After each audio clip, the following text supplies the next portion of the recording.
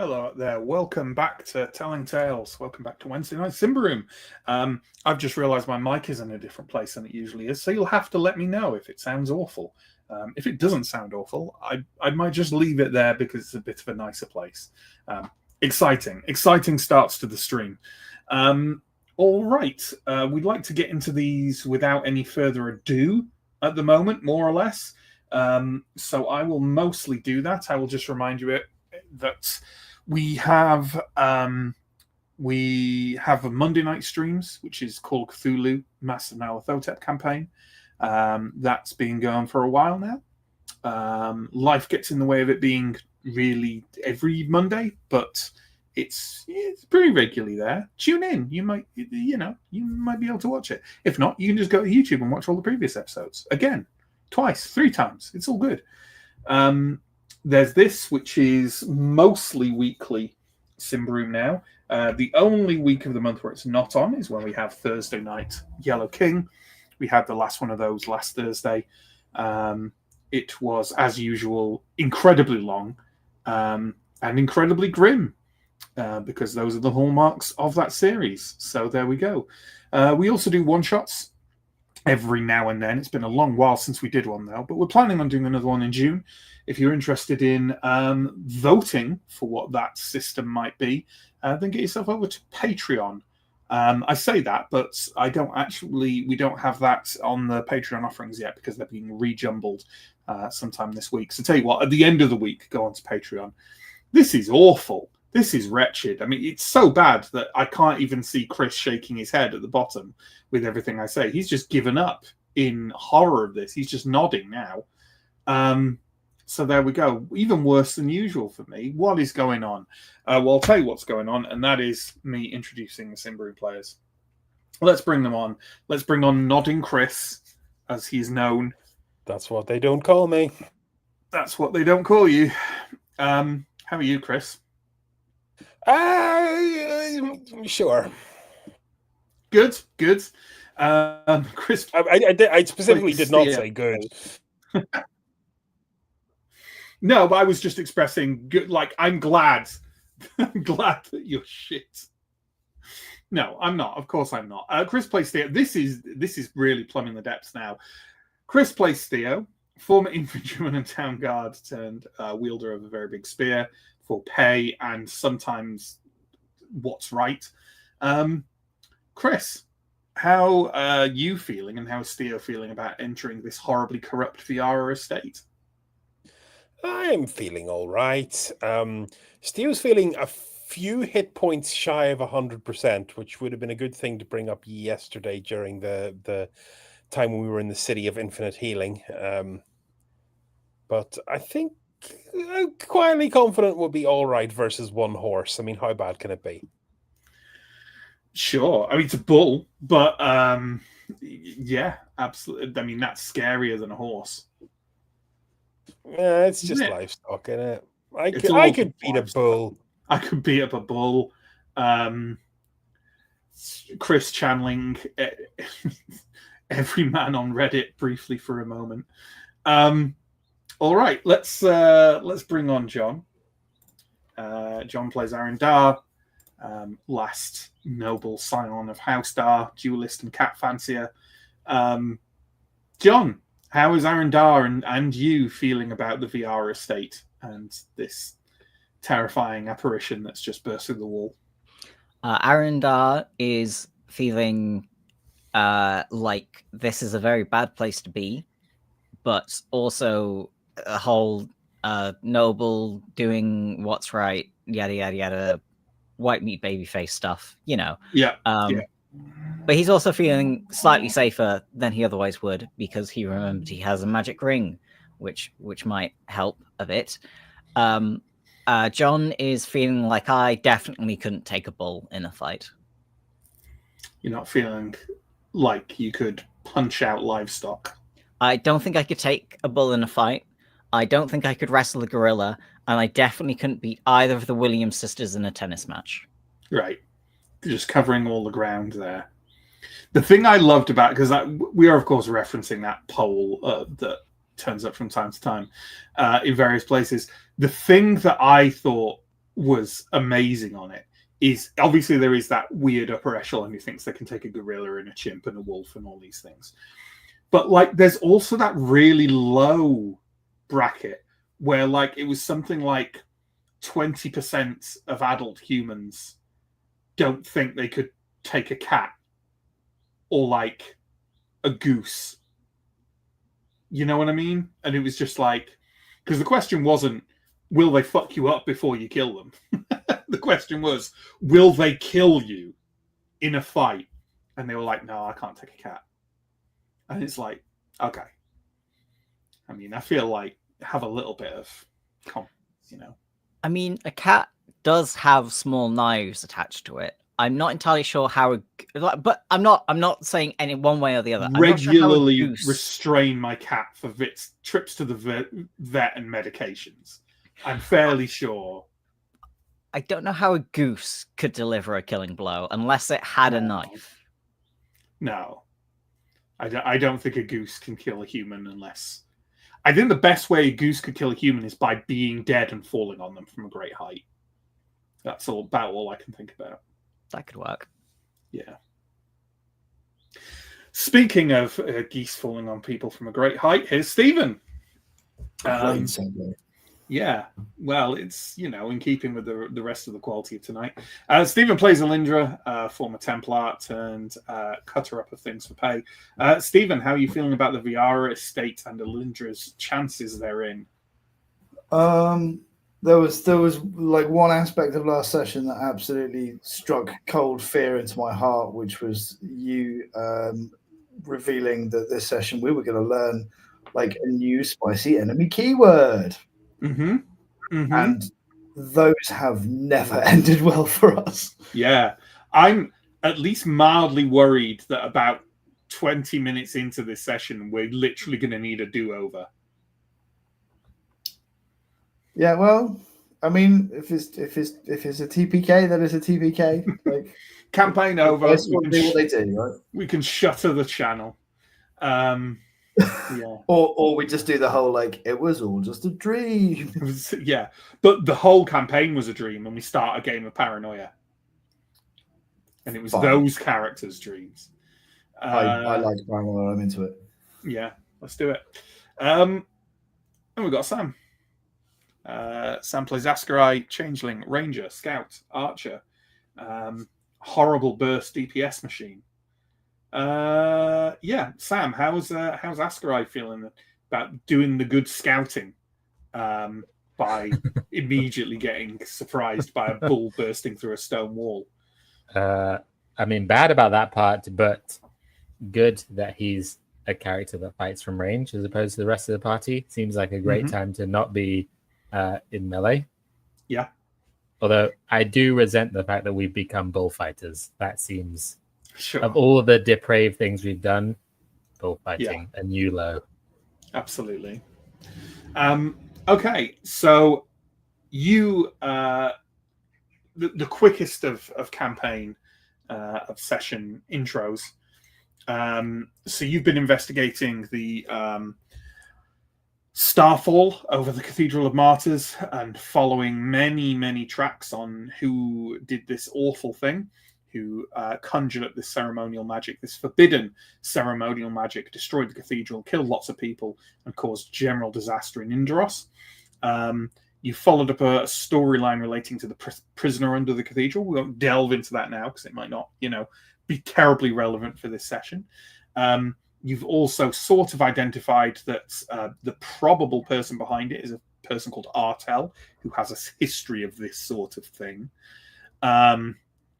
And you've also identified some links to House Viara, which you were investigating when you discovered that House Viara's estate has basically gone sort of quiet, apart from sending out some mutant pigeons with messages begging for aid. Which sort of points to the fact that this may be the site where the ceremonial magic was carried out, because that site will become as corrupt, if not more, than the site where the kind of meteors eventually crashed to the ground. You have arrived at the Viara estate, have basically just stopped outside the walls, and have immediately suffered the nastiest of surprises as a huge bull abomination thing bursts through the stone wall and amongst you. And with that, just so you can get to work on the combat order, John, you should know that the bull abomination has a quick of 13 and a vigilant of 10. But before we talk about going into full combat action, there was something I promised you last time. And what I promised you last time was introducing you to the monstrous trait called Rampage. So, with that in mind, I've been thinking about this because we weren't terribly precise about the order in which we were standing and how we were moving and stuff like that. So rather than go, oh, well, it'll just hit all of you then, I'm going to give you a little bit of a get out here. So I would like everyone, and that means, we won't include Farron. I think Farron's too small to be under notice, but we'll include Anton. I would like everyone to roll quick at -3. And all that means is you are not in the path of the rampage. Fail, fail, succeed. Let's have one for Askrai and one for Anton. Askrai passed, Anton failed. Okay, that could be really bad. So, with that in mind, you know what? I'm going to plan this in an order I have in my head of who I think would be at the front. I think the bull has burst out through the wall, sort of at the back of the group.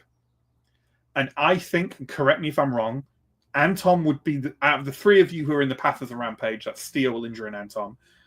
Anton would be at the back, and then Elindra, and then Steo. That's what I think. Do you think that's right? Sounds about right. I agree, yeah. Okay. In that case, Anton's going to get hit first by the rampage. So, he said about to Sam, you're rolling for Anton, right? Yes, I normally do. Could you roll him strong at -12, please? That's impossible. Cannot pass that. This is it's a funny thing, and it's a question that comes up for like tests like this, because sometimes I almost feel in a game like if you're making a test like this to like resist something, like it does make a case for the old 1s are always successes, 20s are always fails thing, but that explicitly isn't in Symbaroum. So I don't know. Like if we jam it in here, it's something we've got to use going forwards, I think. But then I'd be. Stuff we also get. I don't know. I'd be a fan of that kind of house rule in situations where we're in this situation where your skill check becomes negative when it's literally impossible. A 1 in 20 chance for a heroic event to occur would cause some nice narrative. Yeah. What are other people's feelings on it? Yeah, I'm aware it's not the rules as written. Like we only pay attention to like 1s and 20s really in combat, and even those are kind of optional rules, right? But I'm kind of with Chris. Like narratively, it's nice to like have a chance. Yeah. Okay, let's do it then. Give Anton the roll, and if he gets a 1, it's a 1. Really? Yeah, that's not the rule as written. So, oh my god, I can't believe it. What am I going to do about that? Because that's just so now this is you get to channel Tolkien's "You Catastrophe," don't you? You've trained for this, Matt. Well, there is something else about that. In that, where the rampage stops is the person the bull's going to attack. So there is something else about that. But we'll see. Hey, we agreed on it. I can't abandon it just like that. So the bull bursts out. It kind of swings those colossal meter-long horns at Anton, who somehow manages to like he doesn't not make contact with him, but he kind of leaps to one side and is just kind of like rebuffed off the side of the bull, but kind of like staggers and stays on his feet. And the bull lets out a terrifying, colossal bellow and swings those very large horns towards him in order to engage with him. They also have long. I think someone is saying about my mic. As I said at the beginning, I have moved my mic, but if it's, are you saying that because it sounds bad or just because it sounds different? You know what I mean? Yeah.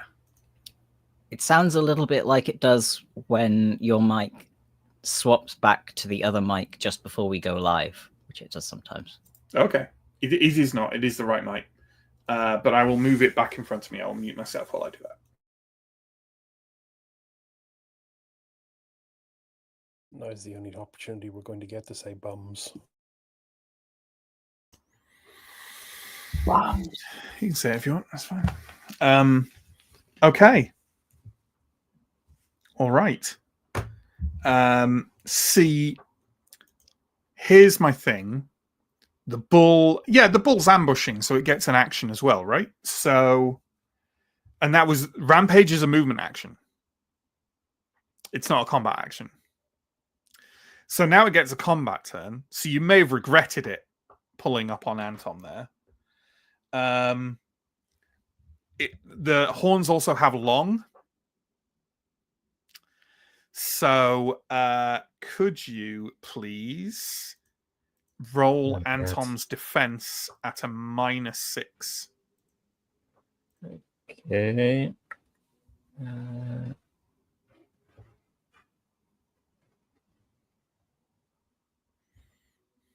Defense.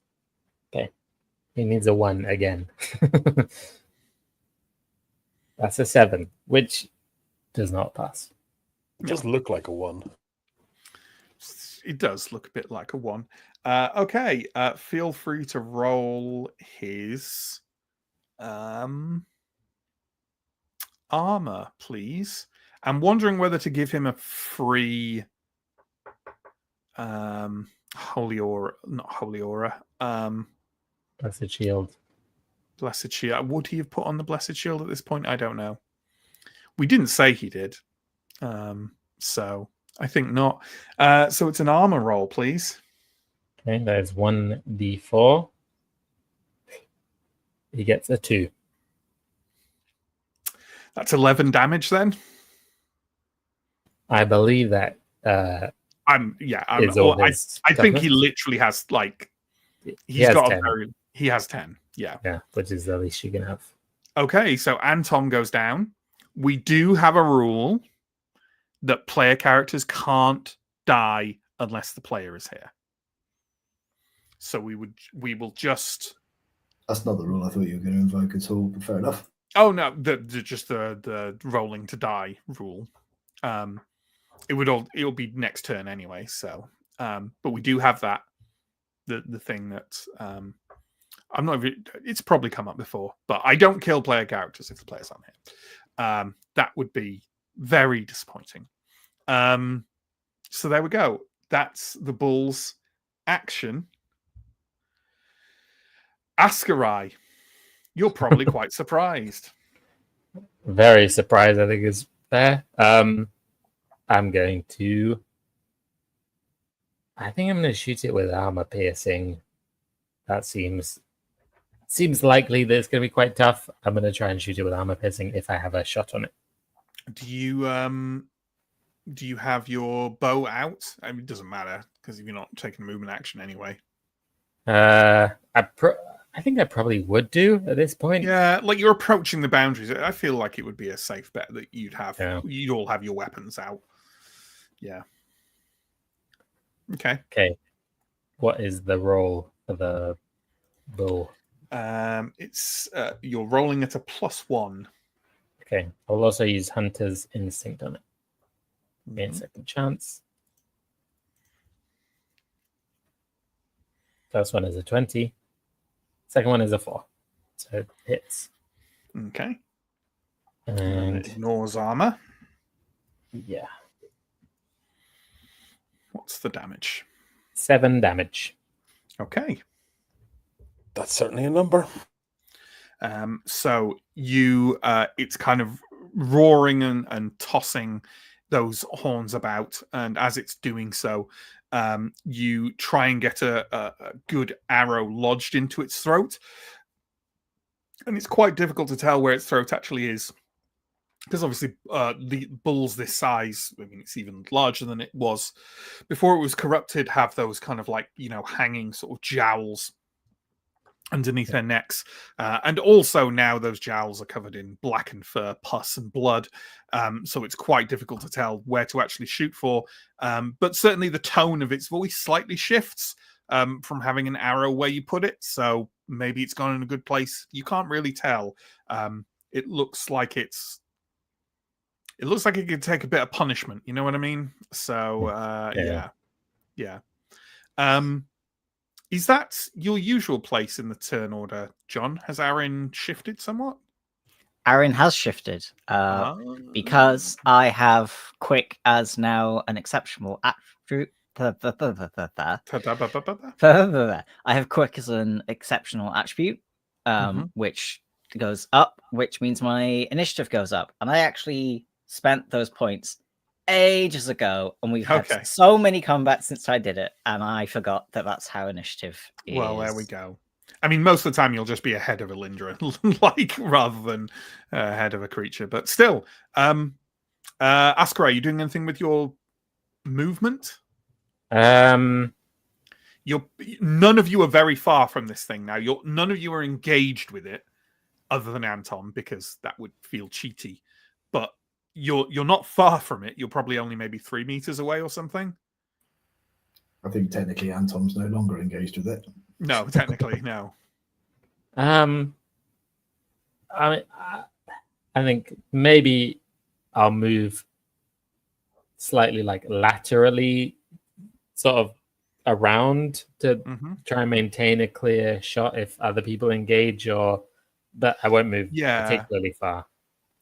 So let me think. So really what you want to be doing is moving past Anton more towards to the rear, because the others are all in front of it. So you're trying to like move around so you can still get a shot at it if they engage.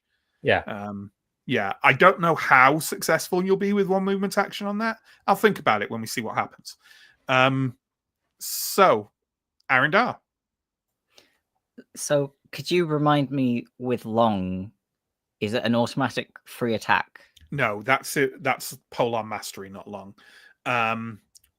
With long, and I'll read you out the exact definition, it gives the wielder 1 free attack each turn against an opponent that comes into range of melee combat, as long as said opponent is not also armed with a long weapon. Yeah, is that this is where we got confused last time. I think it means 1, you just get 1 per turn. Not against every person. Let's have a look at what Polar Mastery says, because if it I think that's it. Adept is We've had this exact conversation before, yeah. So with long just means you get 1 per turn, right? So the bull has used it already on Anton. Well, now that I reread it, it says that comes within. I'm disappointed at not getting the rampage, so I'm going to say it used its normal one. Oh no, it's a different turn. Oh right, because the bull got an attack in. The bull got an ambush attack. So even without my finicking, my crazy. This is like round 2 of the combat or something. Yeah, it's round 2 essentially. So it definitely has. It has a long to use on someone who engages it for sure. Okay, but Alindra and Steo both have long weapons, so I'm the only one that can use it against. You're the only one who can use it against anyway, yeah. Then I've got to engage with it at some point. Okay. I think that's the logic. Why not delay your action? Because then I go after Alindra, and then I'll have to move in anyway. Unless you were saying that because you were hinting at some sort of master plan that you have. Well, no, but it's the same turn then. So Look, this is rules lawyering, and I don't this is want communication out of character as well. I don't like Yeah. this. I don't like this conspiring against my rule. Your desire to TP chaos on episode 4000. So, okay, roll a defense at -6, then, please, John.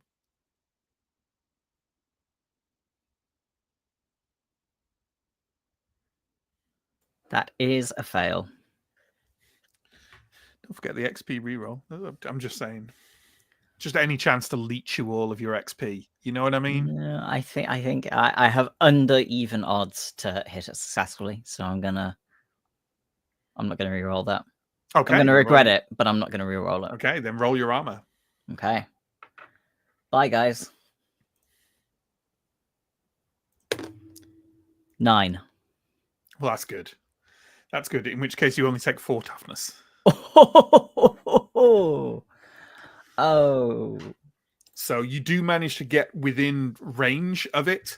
And you know what? Obviously, with just 4 toughness, I don't think it's gored you. I think it said it swung its head around, and one of those horns has struck you, but kind of struck you lengthways, right? Smacked you right in the chest and winded you. But not enough that you can't attempt to counterattack. Well, not like, haha, you can't riposte off the back of the horn swipe. But Not yet. You can get an attack in, is what I'm saying. Yes. Let's do that then. Do you say it's a +1 to hit? It's a +1 to hit. It is a big beast. It's a fast beast, but it's a big beast. Yeah, there's definitely a success. Okay. And my damage.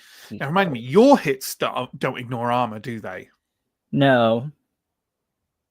I just get a lot of them. Sometimes. Mm-hmm. That is 11. Ah. So your let's say that you manage to, I mean, you know, it is kind of bullfighting, right? You're kind of like the bull is kind of following the larger thing you've got in your hand, the larger sword, and you manage to like skip to one side and just thrust into its flank with the other. Its flesh seems tough and gnarled under the blackened, pussy fuzz that's on its side. And you don't seem to penetrate too far, but you're fairly sure you didn't hit a rib or anything, like you slipped between. But again, it doesn't seem to really react, other than, you know, your hand is now coated in horrible blackish blood. Elindra. Hi. So, Hey. Remind me, big creatures flanking. How does that work? Basically, it's just I decide when it's flanked. Sweet. Humans are flanked 2 to 1. I'm going to say, you know what? Let's have a look at some of its. What I should do with some of these is take a look at some of its, like the traits it has that define like sort of the size of it. And it has 2 traits that imply that it's bigger and tougher. And they have a total number of levels of 5. And I'm going to make a rule on this. For every level of something that says it's bigger and tougher, an extra person is needed to flank. In other words, I don't think you have enough people to flank this creature. Even once all of us are engaged, ain't no flanking. Okay, cool. It would take 2 normally. It would take 7 human-sized individuals to flank this creature.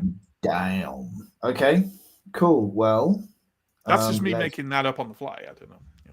I'm going to try to hit it with my big sword. I don't get along, neither does it, so it's just an attack, nope. Right? Just a straight up attack.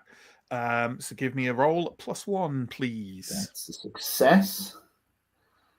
And damage is going to be 14. Okay. Let me just calculate. No, that's definitely not pain threshold. Oh, that's not. I hate it when I hear words like that. Yeah, the thing is, it's quick and it's thrashing around and sort of like attempting to gore everyone around it. But it's also, it's not a creature that knows how to fight, as it were, with a sword.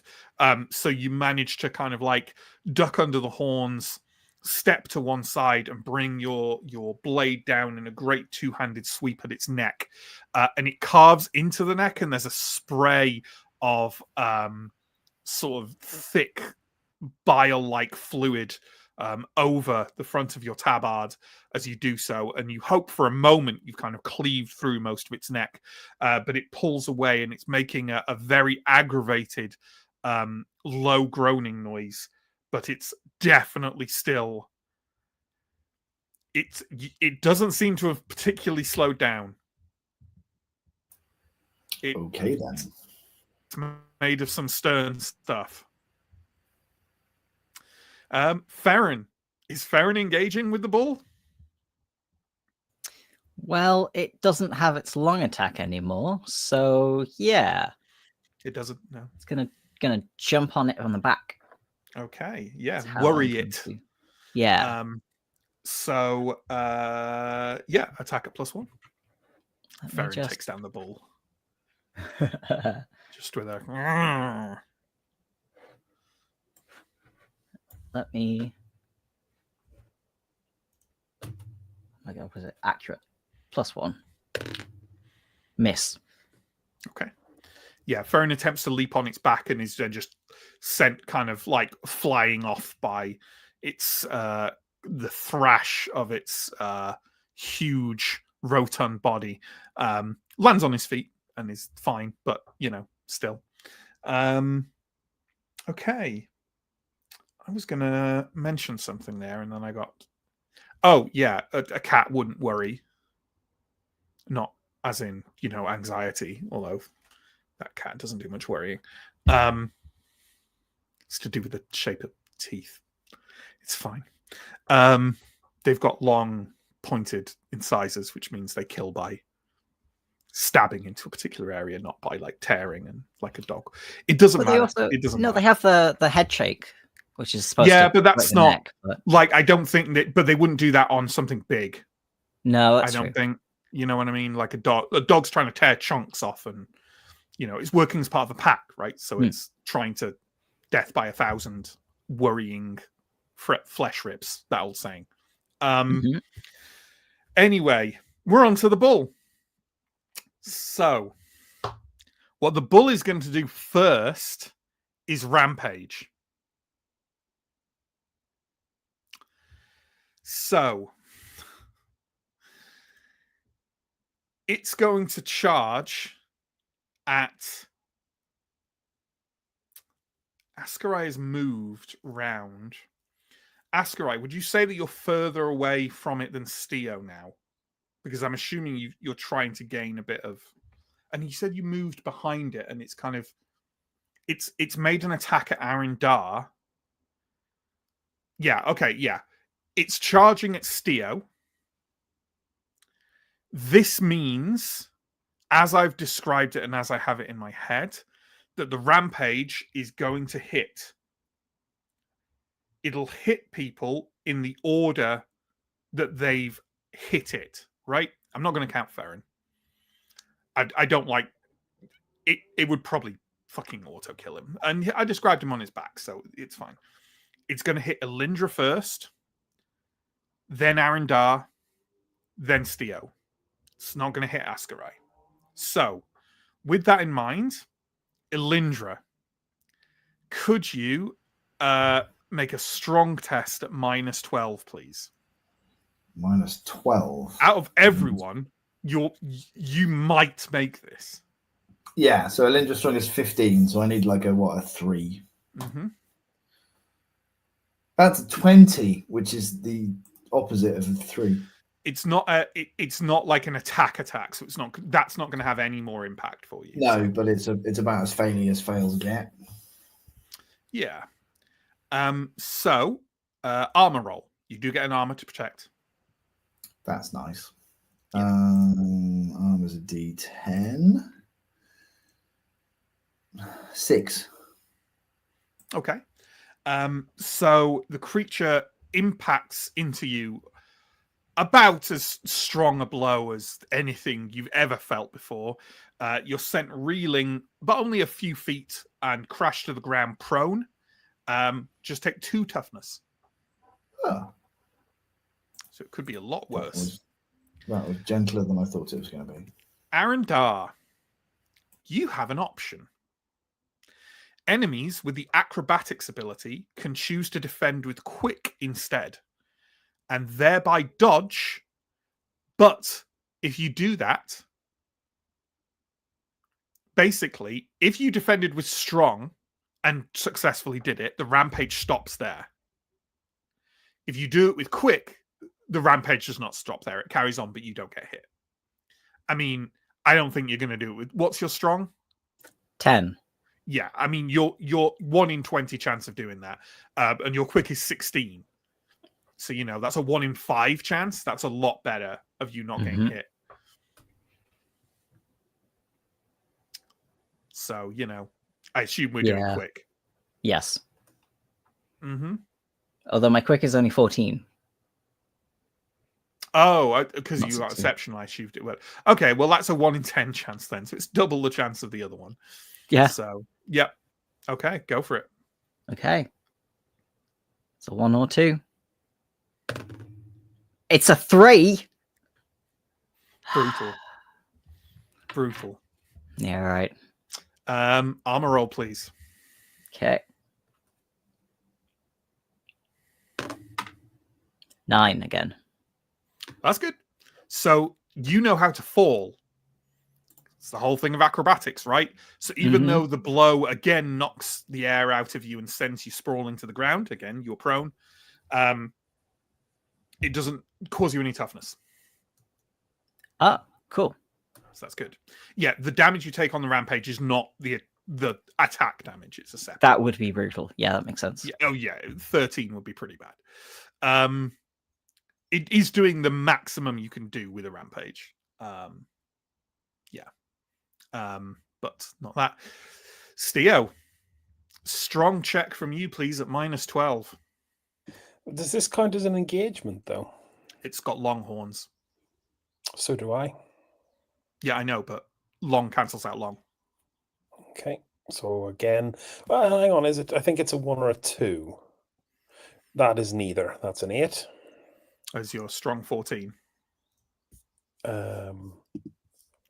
I mean, I failed. So armor roll, I believe. What is your strong, though, out of interest? My strong is like 12 or something. Let me see. 13. Okay. Yeah, so you needed a 1 anyway. So armor roll, please. 8. That's acceptable. That's not bad. I might live to see round 3. Yeah. Sorry, what did you say it was? Sorry, I'm checking on something. What do you say it was? My armor roll was 8. Okay, well, that's what you need. So again, presumably its momentum has worn itself out a little bit from battering its way through the others, and it just basically solidly thunks you in the chest and sends you again knocked down to the ground, but no damage. So that's good. These are some good armor rolls, folks. Good armor rolls. And now it's your turn, Steo. I believe, however, that getting up from being prone is both actions, right? Or you can spend a quick to make it 1. Spend a quick. You can have a quick roll to make it 1, unless you're me, because I have 1 less. Like, I can spend a quick roll to get up instantly. Everyone else spends a quick roll to get up once. Yeah, it's a quick test. Yeah. It's a funny thing, isn't it? Because it's like, why wouldn't you roll the quick? Well, it's fine, whatever. Steo, I'm assuming you want to get up and stab this thing. Yeah, I mean, I've got to go big damn hero mode, so I'm going to try the quick test, and then I'll have my movement, which will allow me to engage, which will give me 1 attack. I think. No, it has long horns. You don't get long cancels out. Of course, long. yes. But it's engaged with you anyway. It's right there. You don't need to engage with it. Just stand up and hit it. Okay, well, let's go The either quick way. test lets you attack as well as stand up, Yeah. essentially. Basically. My quick is 10, so 50-50. Let's see what we get. 7. Steel's Nice. up. Have you done your elderly today? My elderly it wouldn't is affect it. is not negative. My elderly is no negative. Hey. Yeah. Steo, you managed to, despite your increasing age, you managed to kind of roll to your side and up, holding your spear in a low position. Are you going to strike out at this bull? I'm going to give it my best shot. Okay, that's an attack at +1 then, please. That's a 4, which is a success. Okay. So then it's D10. Oh my god, why can't I remember my own bloody spear's damage? It's D10 +1, yeah. 11! Nice. Very nice. So that's that amount. Yeah, you strike it low in the side and you feel the blade rattle along its ribs, just kind of like slicing along the side of it, not going deep, but going long along the flank. Again, doesn't particularly seem to phase it, but there you go. Okay. Anton is going to roll around on the floor groaning in pain. And then we're back round to Askarai, and I'm going to judge from what's in my head and hopefully what's in yours. You moved further back, and the bull moved towards where you'd gone. So I think Steo is on the other side of the bull, and you have a shot. Okay, nice. I will again try and take an armor-piercing shot at it, I think. Mm-hmm. That seems the best bet. Mm-hmm. Which is a 10, which passes. Mm-hmm. And the damage is 14. 14. That's close. It's 1 away from my max roll. So you see as it sort of batters towards Steo, and he rakes it along the side with the spear, and it sort of tosses its head up in the air in a bellow of defiance. And as it does so, you see a perfect opportunity to place an arrow directly in the back of its skull, hopefully piercing the brain and killing it. You line it up. The world goes still for a moment. You loose, and the bull takes a couple of powerful strides towards Steo and then collapses on the blackened earth. That was 1 over what you needed to kill it. It had 32 toughness. Jesus. That was... Yeah. That could have gone a lot worse. Wait, what? We're alive? Yeah. Yeah, Oscar killed it. He kills everything. I've got a very good damage roll. As always, very glad that we are friends, Askarai. Oh. Anton's dying. Yeah, let's see to the priest. I mean, he's not, because I won't let him. But he is. But he's not. But he is. I'll scooch over to Anton with haste and spring a medicus with a healing pack on him. Mm-hmm. Okay. Which is my cunning. Haven't done this in a while. 11 or less. That's a 4. Rolls are nice tonight. Okay. And that means I get to do it at D8. +1 for the... Oh, no, it's ups it, but the thing ups the Yeah. roll by 1. Yeah. That's 5 health. Okay. Anton, kind of groaning, gets kind of back to his feet.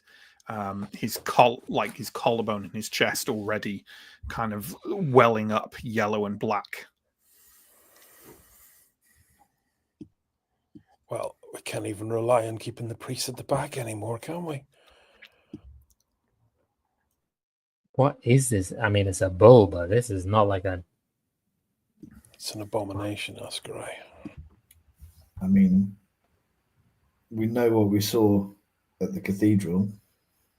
This is where it started. Who knows what else is in there? This is going to be bad. We should keep pushing forward before it gets worse. If we can. Father Anton, are you okay to move? I can. Yes, I can. I can come with you. Askrai, you support Anton. I think, Aaron, it's probably best if you and me take point on this one. If this place is a place of corruption, then we are probably best equipped to spot the problems early. With this I kind guess of that'd be somewhat corruption useful here, as well. are there going to be any humans left to save? Isn't it fortunate we kept the draft of the Water of the Dusk? We won't know what's in there until we push in. Go on, But Aaron.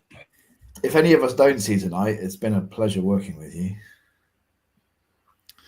Elindra, can you give me a vigilant roll, please? Sure.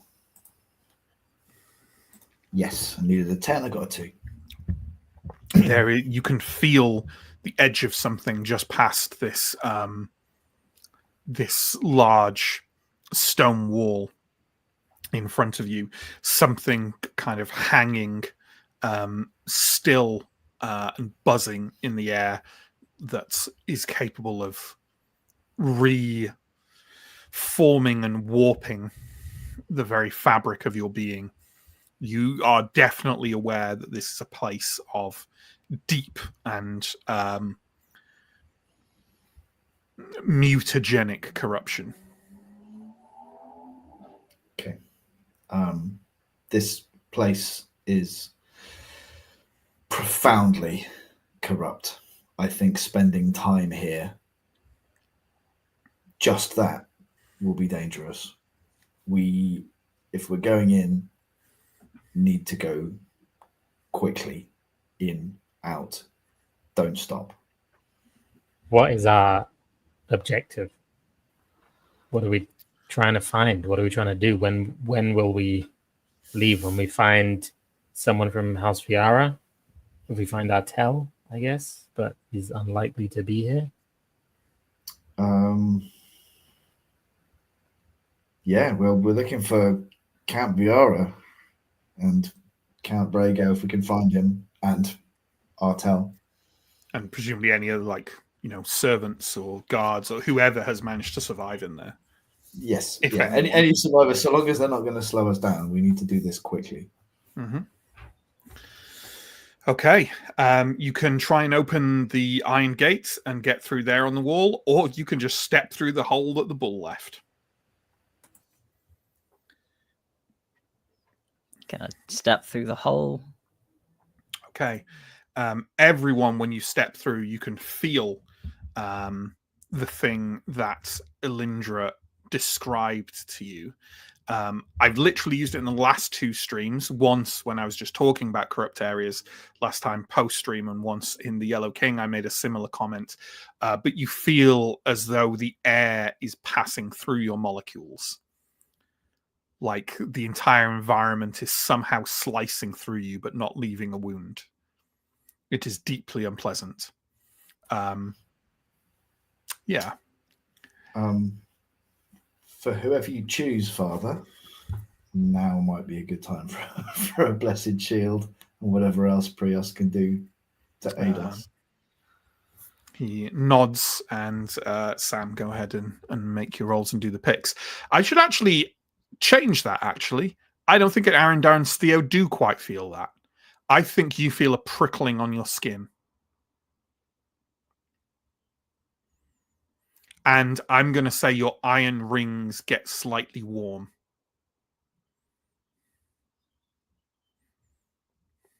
That's not a euphemism. Don't rely on that as a kind of like corruption detector or whatever. Yeah. I just think when you're in an area of intense corruption where you'd already know that it's corrupt because of the feel of the place, like I think it's like the iron ring is working, right? So it's like doing something with the corruptive energies. Yeah. Askrai.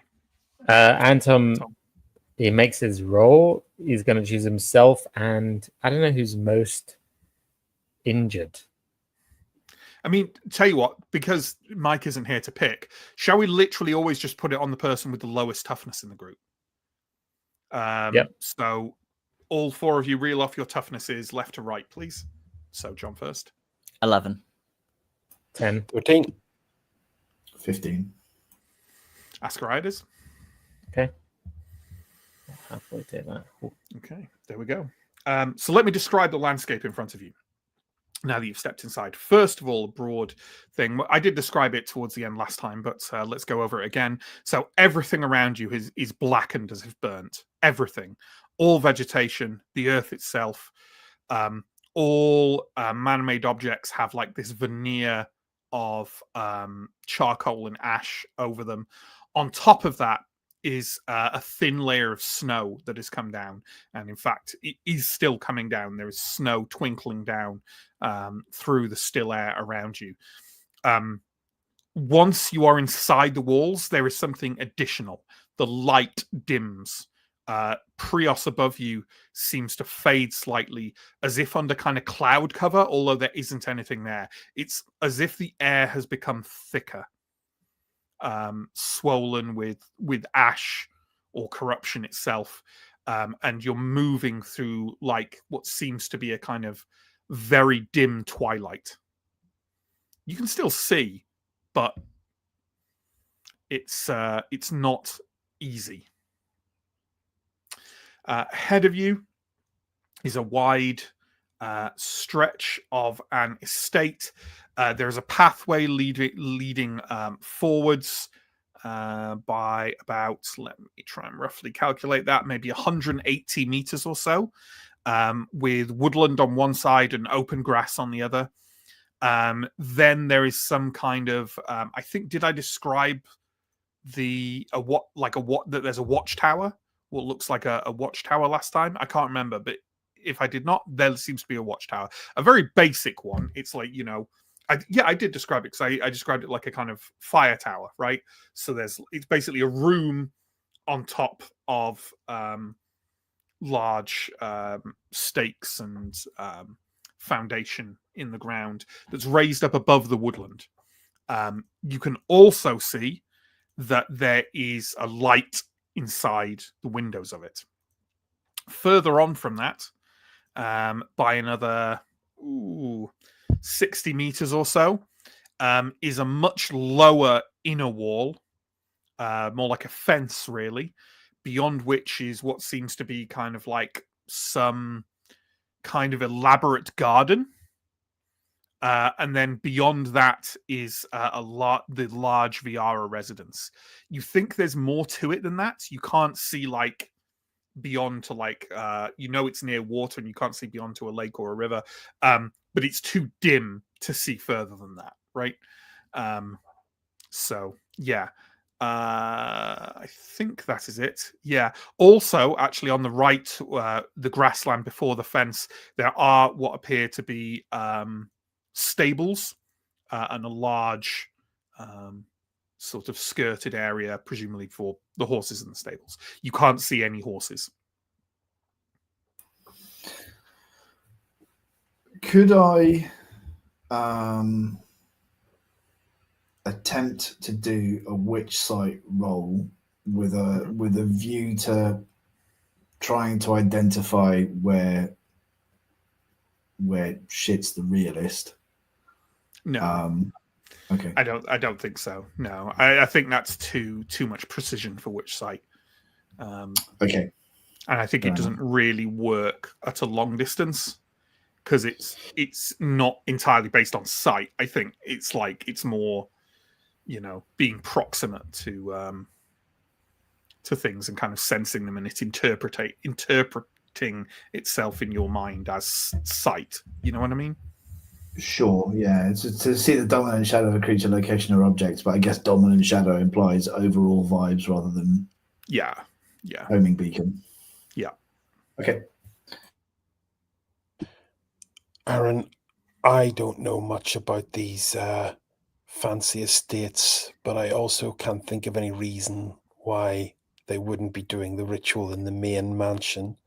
So we should probably just charge on ahead. Unless we wanted to search for survivors. There's the light on at the fire tower. I think we I mean, should check that that out. is on the way to the residence anyway. Also, It's not a fire tower, by the way. You probably wouldn't have a concept of what a fire tower is. It's a watchtower. I described it's like a fire tower, but it's a watchtower. That would also give us a good view of the surroundings. Almost certainly. Okay, just don't dally.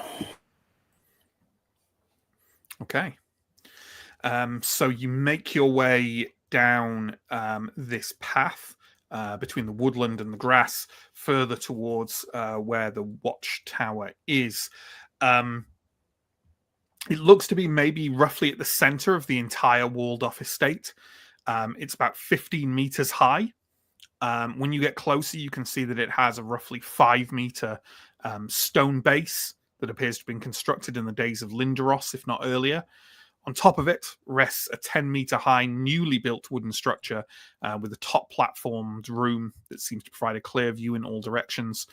There is an oil lamp next to the entrance of it on the ground that still seems to be burning, and there's light coming from the windows.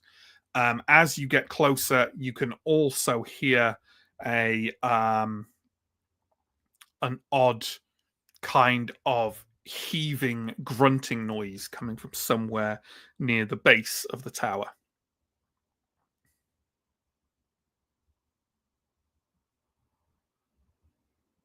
Weapons at the ready.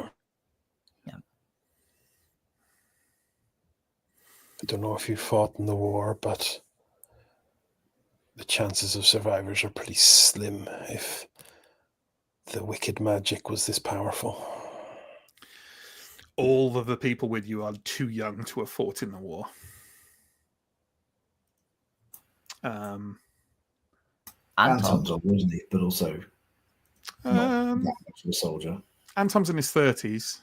I think it was in his... No, if he is, he's in his early 40s. Okay. In which case, I guess, no, he could have if he was young and fought. He's never mentioned it, so I figured no. The age in his sheet is listed as 40. So okay, but that was probably like 3 years ago. So yeah, yeah. Anyway, okay. Are we all proceeding as a group closer to the tower with weapons at the ready? Yes. Okay. Is there any kind of like? Are we being stealthy or are we being normal? What's? I'd guess stealthy but fast. Definitely more fast than stealthy on my side of things. I'm not charging, but definitely not assuming I'm going to be able to maintain the element of surprise here. So yeah, just getting there quick. Yeah, okay, well then, top priority is in and out, and after that, like survivors, right? Absolutely. Well, how about then everyone gives me a quick roll at +1. Can I just shout out while we're approaching that I'm going to turn on Revenant Strike? Sure. Thanks. And I passed that quick roll. That's where I made it, but Anton did not. Well, then, there we go. Is there any intentional order to your grouping? Me and Aaron are out front, and I did ask Ascarai to stay with Anton, but I don't know if he paid any attention to me. I think we're at the back. Okay. Well, in that case, you kind of trying to stay as quiet as you can. You sort of jog on the kind of front of your feet through the blackened grass, leading to where kind of the way up to the tower. How would that be? Would it be a rope ladder, I suppose, going up 15 meters? I can't imagine how they just build a stairwell up there. It seems unlikely. I think it's a rope ladder. Up the whole wooden structure? Just a ladder? Yeah, up one side or the middle? Yeah, 15 meters seems long for a ladder, but I don't know. Maybe not. You know what? I'll say there's a platform halfway up as well, and there's a ladder up there, and then a ladder up to the top. Anyway, at the bottom of the ladder is an oil lantern, and you're kind of like bounding towards that. when lurching around the side of the stone part of the tower is a tall and but incredibly wide caricature of a human being, with its skin torn into large sheets, wearing the tattered remnants of a House Viara uniform. White and yellow patches of foaming, fermenting fat tissue visible in the tears in that skin. The hands have been turned into hook-like bone claws, and the jaw has dropped to his chest, tearing the corners of his mouth all the way to the ears. It makes a horrible noise, a kind of like stretched out human scream, but with a sort of underlying ululation to it. Like a kind of blasphemous scream of pain and joy at the same time. And seeing as how it's, again, got an ambush off, because you didn't manage to, not everyone succeeded on that, I'm going to randomize which one of the two at the front it makes a swing for. I don't think you get a long hit on an ambush, unfortunately. So it might actually be better if it goes for Arendar, because then you can long when you engage with it. And it does indeed go for Arendar. So, Arendar, could you give me, please, just a standard, one of your finest standard defense rolls? In fact, could you make 2 of them? Oh, that's not worrying. Standard. That is a pass. That is a pass. Okay. And if it's a regular attack, then I would like to use my riposte on both of them. I don't think you get riposte on... Do you get a riposte on double attacks?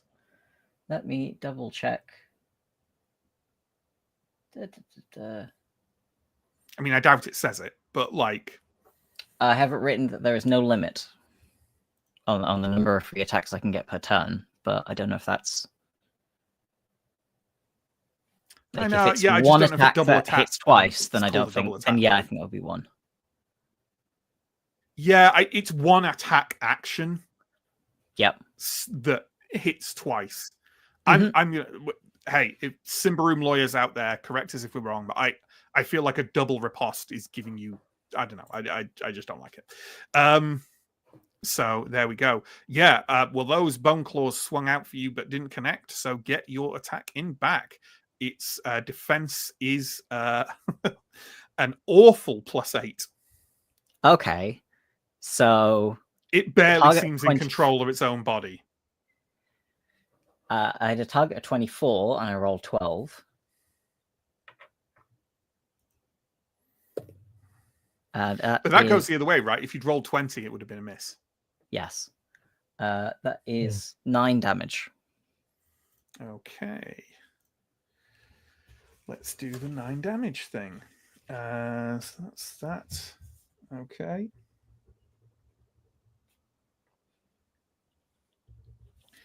Yeah, you duck under the swing of one of those large, protracted bone claws and jab your blade deep into its breast, kind of over the top of the breastplate that now kind of dangles basically over its belly.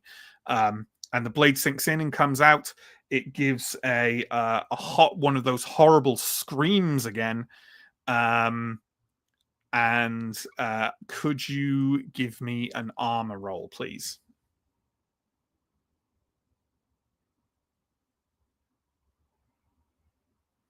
Four. Okay. Then as you kind of like move back, flecks of its blood spatter over your front and start making an unpleasant hissing noise and burning smell. But there aren't enough of them to like cause horrible damage. Can you note, however, that you now have that for the next 2 turns? That is in the armor roll, right? Yeah. Cool. Okay, and now we can go into the turn. You just call it Abomination, John. Its quick is 15 and its vigilant is 5. I think Askarai probably still gets an action. Although it's now engaged with you and he'll be behind you. So I don't know if he'll be able to get a shot off. I'm just going to, while I get this up, say that someone has checked the rules on Sword Saint. And it is a free riposte. Each successful defense test with no limitation on the number of free attacks per turn. Okay. I have no expectation of going back. So well, we haven't moved forward, really, have we? So we might as well pop the display it. We might not need it. So yeah, get another attack on it at +8. This is a success. And 8 damage. 8 damage. What did you roll last time? 9? Yeah, right. 9. Yeah. Okay. Yeah, just take my narration from last time, right? Just yeah. You just managed to stab it twice instead of once. Do another armor roll though, because it'll refresh every time you hit it. So 5. No, 6. That's fine. Again, the narration all that's changed is you stabbed it twice. It made 2 of those horrible noises. Askarai, yeah, Aaron is engaged with it. You're directly behind Aaron. You're not going to be able to shoot at it. Okay. Not from here. I'd say it would take both of your. It would take 2 movements to move behind it to a point where you could shoot and potentially hit your friends, but not, but still get a shot off.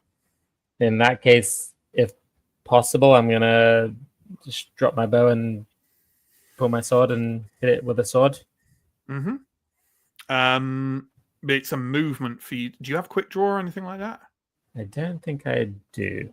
So it's a movement action for you to do that as well. So what you can do is you can swap your weapons and move to engage with it, but you wouldn't get an attack.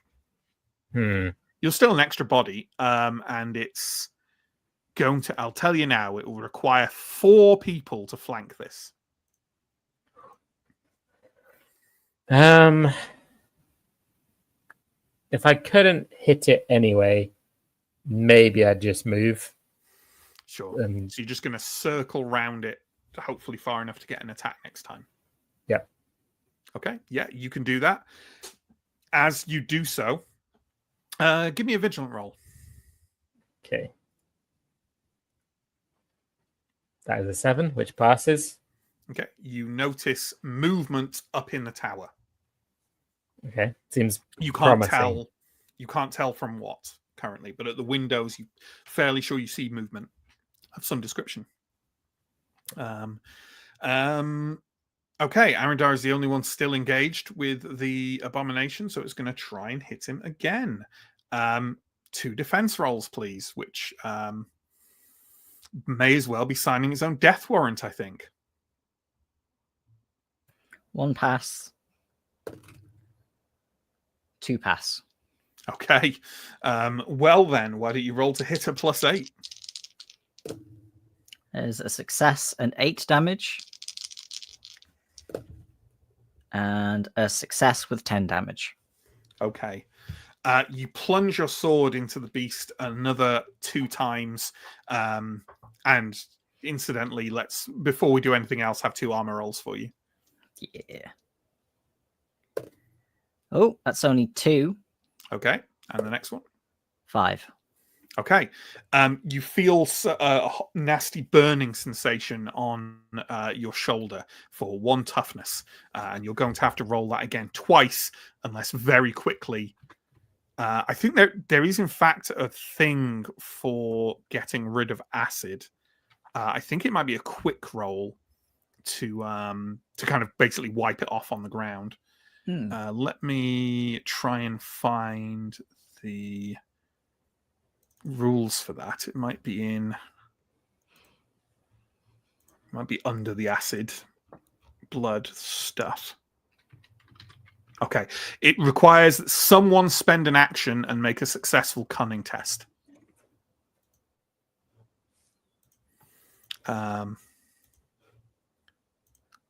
But before that happens, I will quickly narrate that you sink your blade into it another 2 times. It's just too slow to kill you. Some abominations are, corruption crafted murder machines. This one just looks like something capable of violence, but also horribly suffering.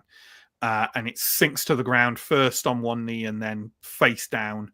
The grass around it hissing and spitting as its blood spills over it and it quivers its last moments. Can I have a go at this acid check on John? Is that acceptable? Yeah, sure. Medicus, sort of. That's I maybe in my training I'll know about it. Yeah. I mean, it just requires a cunning test, so it's just cunning. So let's have a go. Oof, that was a fail with a 20. okay. In that case, John, roll armor again. 9. Okay. Anton is willing to try, but if you want, you can give it a go. I will not. I'm like Aaron is sort of half-heartedly sort of like passing at it because he assumes it's the same as fire, but Yeah, not really. I Okay. have Anton's sheet here. I think his cunning is 13. I could be wrong. Nope, his cunning is 11. Okay. His vigilance is 13. Okay. That is a pass. Okay. 10. Anton basically has kind of his canteen and just basically like pulls your top to one side and like soaks your front and your shoulder in water, and the burning sensation and the hissing quickly pass. But you can see that you've got like some raised red flesh where it was, hence the 1 toughness. Thank you, Father. A tremulous voice from up at the top of the watchtower calls, Be you more men or more monsters? Men and 1 woman. I mean, they were using it in the Tolkien-esque term, but sure. They weren't like, what's your gender, Aaron doesn't know that. Sure. I mean, he probably does because people would use it. It doesn't matter. Yeah. We're here to get you out. We're here. We're not here to leave. Come up. Come up.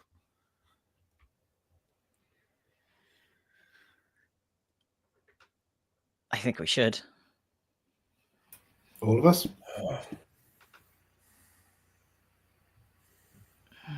Okay, but I'm not putting the spear away. I don't know what could survive this kind of onslaught, but it might be some of the practitioners. Right. I think if we can convince them to leave, that would be the best. But let's keep moving. Start let's climbing up. Okay. You emerge into the watchtower at the top. Well, you climb up to the middle platform, and then you look up, and there's a gap in the watchtower room above, through which you can see kind of like orange light shining. And as you reach the top, you see kind of like shapes moving up there, and they resolve into several mildly petrified looking individuals with kind of like blades held out ready as you come up. And as soon as kind of they get a good look at you, they visibly breathe a sigh of relief and step back to allow you all to come up. There are in this watchtower there are 5 men and women dressed in Viara soldiery uniforms. One of them steps forward, a relatively young man with a shock of red hair. I'm Second Lieutenant Radesk from the New Viara garrison. Lieutenant, We're the rescue party. We're here to get you out. Are any of you injured? We thought we were the rescue party. No, thankfully we came up here and We didn't want to. We weren't sure if we could face Captain Simeon in his. Well, you ended his suffering. I see. I'm sorry for your loss. We've only been here a couple of hours. We were sent to observe, assess the situation, and report back to the garrison. We didn't get very far. Monsters. This blackened hell. We've heard things. Nothing coherent. Horrible animal cries. We haven't found anyone, but well, we only made it this far, so I guess we have to continue towards the house then. I feel I should ask what authority you are here under, though do not think me ungrateful. The Countess sent us. The Countess? Yes. The word got out. We are all she could manage to gather at such short notice. Very well. Then, if the Countess has deputized you here, I'm sorry, I have to ask, was there any official guard order? Not yet. We're the advance party. The Countess did say she would make further arrangements. I think he's basically asking if anyone in the Viara Guard was involved in the sending of you here, which they were. I'm literally trying to find. Hadar was his name. The kind of gruff. We had what was his name, Aaron? Hadar? Hadar. Captain Hadar. Friends, that is good enough for me, and I'm sorry to have made you feel as though I was doubting you. I was not. I just... if Hadar has sent you, we are at your disposal. We will follow your orders. Are you sure? We're quite sure, sir. You look around at them. I mean, they're not... None of them are wounded. You do notice that one of them, who is sat a little way away from the others, is kind of flexing their hands in puzzlement as a kind of thick blood-like substance kind of seeps from the middle of their palm. How long did you say you've been here? 2 hours, sir. I think it's best for everyone if you leave. Very well, sir. May I request permission to exit the area, and if matters improve for us, come back in and find you? Sure, but maybe send one person back to report what you've seen and ask for more help. He turns to the woman gazing at her bleeding palm and says, Rella, that's you. There is another small band of villagers who mustered a militia of sorts. They're very young. They will be on the outskirts. They could afford you some aid, and they definitely know the local area well. Well, if we're sending Rella away, then a few more helping hands will be good. We will wait outside and see if our condition improves.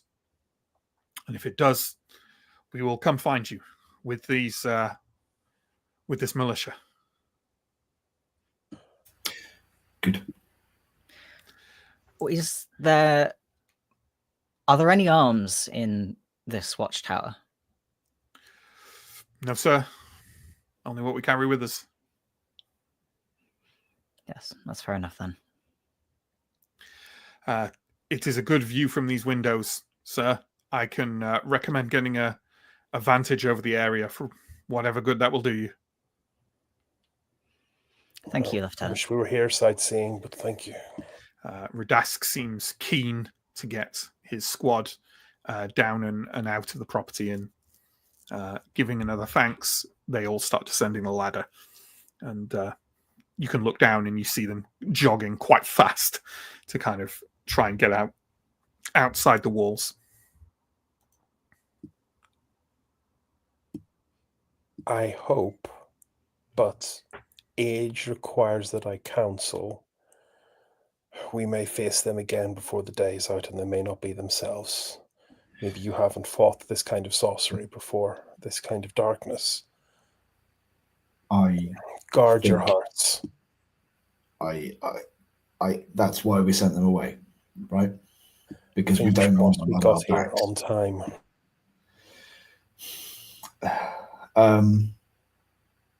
And that's our fate if we stay too long. So let's use the vantage point to scope out the place and figure out our next move. Yes. Ascarai, I think you get Okay. first speak. Okay. I would like.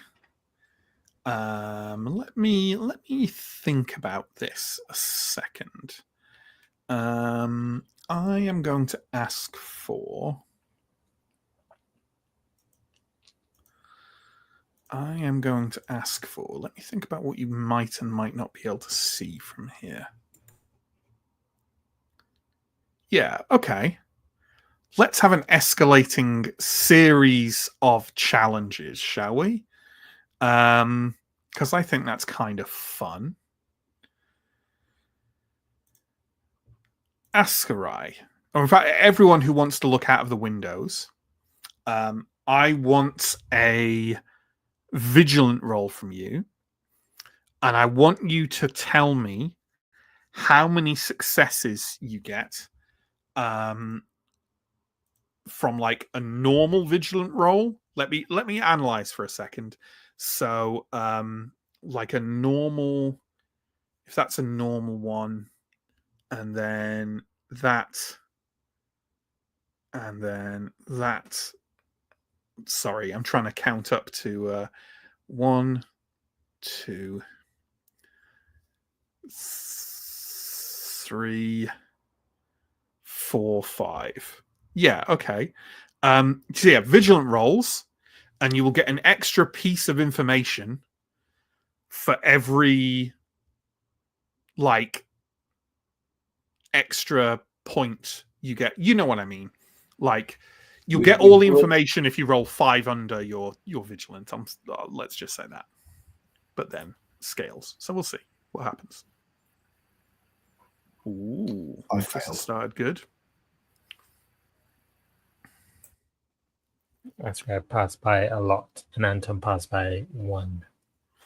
Okay. I have 4 out of 5 with that. Okay. How about Arendar? I think I found something shiny on the table up the other side of the room. Okay. I rolled a So 20. Elindra and Arendar failed, but we've got 4 and we've got a 5, so we will get all the information. So I'll tell you everything that Steo sees first, which obviously Ascarai, you can take it that you see as well. So what you can see to the south is mainly woodland. To the north are the stables and the paddocks. You can't really see anything happening there. To the west, you can see the fence around the central estate. Beyond the fence, you see sort of a little kind of garden maze and some kind of follies and gazebos and places where people might gather out in the outside the estate.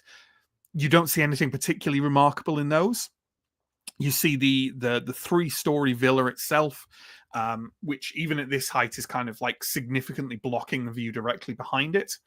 So you can't see much beyond that. To the north of the villa, you can see a sequence of buildings.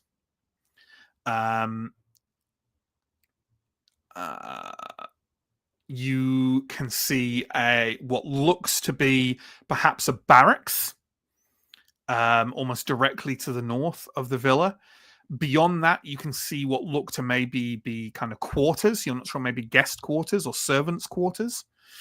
I I will also give you both, because you also got high enough for this, that both of you glimpse a pigeon flying from the dovecot on the top of the servants' quarters. Next, you both see an area sort of to the southwest of the villa, where it seems to be bordering on the edge of a large lake that has a spire of smoke coming up from it. You don't see a building there, though. And finally, Ascarai, the one extra thing you glimpse is that between that area with the smoke, still kind of closer to you, but still on the edge of the lake, directly south from the villa and just beyond the patch of woodland, you see what just looks to be a small cottage on the outskirts of the estate. And that's what everyone sees. Would people like a little map? I'll have to draw one, which I realize means I'm probably about to draw something horribly obscene. But I can sketch it. You're going to have a conversation amongst yourselves while I do that, because there's quite a lot of information to convey. Did you see that a dove just left the pigeon house there? Yeah, and we know that doves were leaving with messages, so presumably somebody is human enough to be sending them. That's my number one thing I want to check out first. Ascry, what would that building be? Is that servants' quarters, right? That's not fancy enough for nobles to live in. I guess it must be. I mean, the issue is that there are likely to be quite a few people there who may or may not. I mean, at least one person is not an abomination, but what about the rest of the servants and the guards? It could be filled with abominations. I'm going to have to cut them down. Unless you feel like you could make your way across the roof and extract them that way, but that's just making things complex and dangerous. Yeah, feels a bit risky. I mean, everything's risky. What I'm missing here is a big crater where this entire obscene thing started from. But I think the next best thing we can look at is that smoke. The thing is, even if we were to find the big crater, that's probably not where we're likely to find any survivors. Well, if there were such a place, we might find some evidence to help with the investigation, but like living witnesses are going to be, I think, the best thing we can hope to get here. And do we not have to at least check out the villa? We're mainly here for the count, if I'm understanding. Yeah. And just to be clear, I will not be surprised if we are taking the count back to the countess in a bag. So long as we get out. So, just checking if there's anything horrible. No, there's stuff about test scripts, but that doesn't matter. Oh my god. Roughly the layout. It doesn't look like anything. Stop it. So, let me use my pen to point, because that's... You all just lack imagination. That's your problem. Look, if you got the right imagination, anything looks like genitals. So, this here is woodland. Right, that's the stretch of woodland to the south of the estate. This is the watchtower you're in. This is the path you've come down to reach here. These are like stables, paddocks, stuff. This box here is like that box there. You know the box I mean. That's the fence surrounding the inner estate. These are like gardens and stuff. That's the big villa. That's what looks like a barracks. That's what looks like a servant quarters. I even did the dovecot. This is the lake down here. It's quite big, though. This bit here is a bit fucked up. Imagine there's a lot more space between these two things. This is the little cottage, and this is the area with the smoke coming up. Really, it should be like over here or something. But I fucked up the dimensions a little bit. It won't matter. Maybe we should head over to the servants' quarters and work our way south. I'm assuming cardinal directions on that, but let's That was Yep. north. Okay. North is north, south is south, east and west. Yeah. So in through the Servants' gate, quarters. we'll go in through the gate. We'll follow the estate wall. Is it a wall or a fence? It's like a fence. The Okay, inner we'll estate. We'll follow the fence around to the north. Okay. Is there anything actually about the fence? I don't think there is. Yeah, no. Yeah, it just says that there's a fence. So I'm assuming it's like a low fence that you can clamber over fairly easily. Okay. Are we just cracking on with that then? Okay. Yep. You clamber down the ladder, now slightly coated in the unfortunate soldier's blood that was soaking out from her hand. And you make your way back to the path and then on to the fence that surrounds the villa. And I believe you said you were kind of hopping over that and then just tracking it round to the north. Is that right? Yep. Vocalize, so folks. Vocalize. I'm often not looking at the street. Yes, yeah. I think basically trying to stay towards the edge of the inner estate until we kind of get around to the servants' quarters and the dovecote, rather than like cut across open ground or whatever. Yeah. Well, there's definitely a couple of things that you notice while you're on your way. Like I said, the gardens in front of the villa have kind of these little follies and hedges and even kind of like a little maze laid out among them. But as you pass through them, apart from the slowly settling snow on the kind of blackened remains of the vegetation, there doesn't seem to be anything alive here or threatening in any way. You do hear kind of commotion from somewhere over near the main villa. And then a noise that sounds like a kind of high-pitched squeal. As you hug the wall and kind of move to the north and look over, you see another building. Another two buildings, in fact. You see and I will... It's too big to go off them, but I'll just gesture. Around here is a much smaller building. You don't know what it is. It could serve any number of purposes. It doesn't look fancy at all. And then here is basically an almost identical smaller copy of the villa. Like 2 floors instead of 3. It's a smaller villa. That has or give me a vigilant roll. Don't know why I asked for these. Someone's gonna get it. One of these days, no one will get it. Regular vigilant roll or pass? Pass. Aaron and Ascarai, you notice that there seems to be something hanging out of the very highest window, like the attic windows in that smaller villa. Something kind of white and kind of slightly drifting on the air. I think someone may be up there. Look. I would guess a guest house. Maybe we should check that out first. Can we afford a quick detour? I think we can. I mean, it is like literally to get there, you have to pass the barracks, the servants' quarter, and that other small place. So, but you can go ignore those and go straight to it if that's what you want. No, if the dovecote's first, then that's the priority, I think.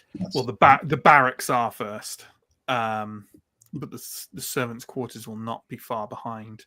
And as you move towards them, could everyone give me a vigilant -3 test, please?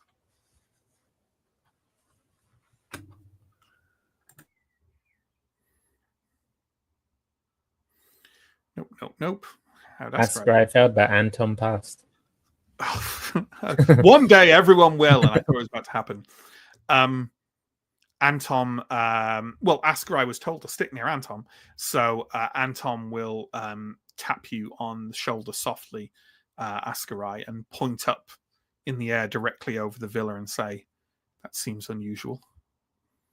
There is an eagle circling far in the sky, directly above the estate. And as you watch, it goes round and round. Strange. Well, Ascry will mention it to the rest of the group. There's what looks like an eagle up there. I don't know if that's an abomination, a real eagle, or witchcraft. We're a bit far south for witchcraft, but that's very suspicious.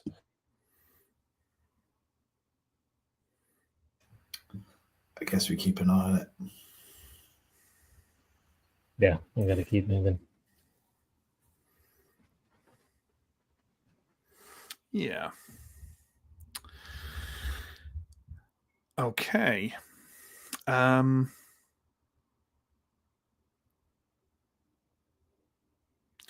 As you move closer to the barracks, you can see that there are a scattering of bodies outside it, all around the grounds, torn apart, stamped. Various methods of death seem apparent as you move through them. There is the barracks itself is it's not actually one building. It's basically like a little courtyard of buildings. There are 4 of them in total. None of them are particularly huge, but one of them seems to be kind of the main one in terms of it probably has all the cots and storage inside it. Yeah, but you're going to have to step through this courtyard of scattered bodies to get to that larger building. But I'm assuming that's what we're doing. Quietly, everyone. Yeah. Just to be clear, like my understanding is that we're not investigating the barracks or intending to go in it. We're just trying to skirt around it or past it or through it or whatever geography allows, right? Yeah, 100%. Unless we get signs of someone inside. Yeah, I guess going around the outside but looking through the windows. Yeah, you can do that. Yeah. Yeah. It's got a door, it's got windows. Okay. You said quiet there, which makes me think you're leaning more on discreet right now than quick. I think Steele will caution because, like, I would definitely be going a bit more careful around here because it's a more kind of urban combat space. Sure, yeah. Okay, then everyone can give me a discreet roll, please. Ascry passes, but Anton fails. Fail. Okay, Pass. all right. How did the clanky folks pass? That's amazing. I pass, yeah. Because they're used to being clanky, right? That's the thing. It's the last thing you'll expect in a barracks. So, as you're passing through this scattering of bodies as well, can everyone make a cunning roll at -5, please?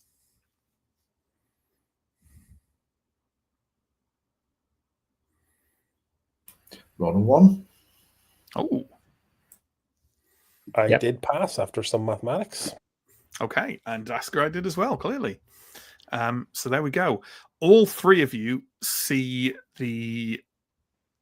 this at approximately the same time. There are 2 blight-marked women next to each other in the courtyard, seemingly stomped to death, perhaps by the bull, perhaps by some other large abomination. They wear Ambrian clothes, and nothing seems too remarkable about them.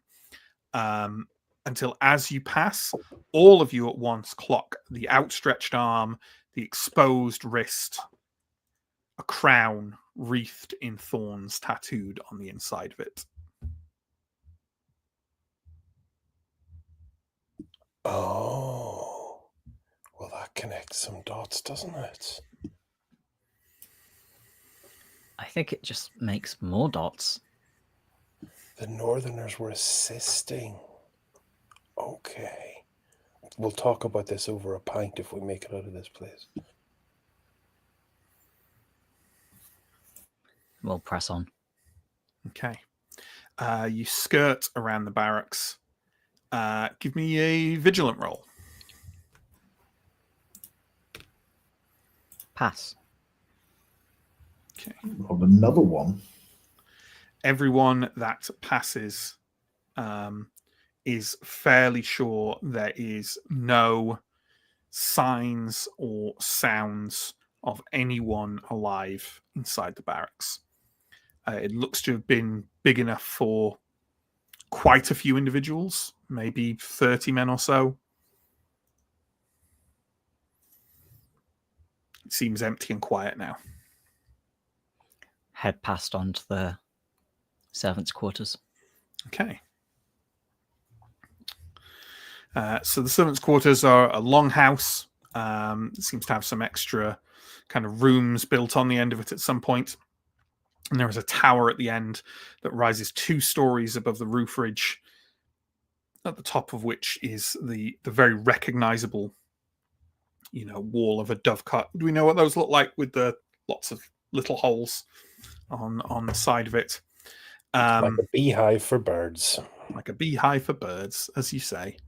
Let me just check something.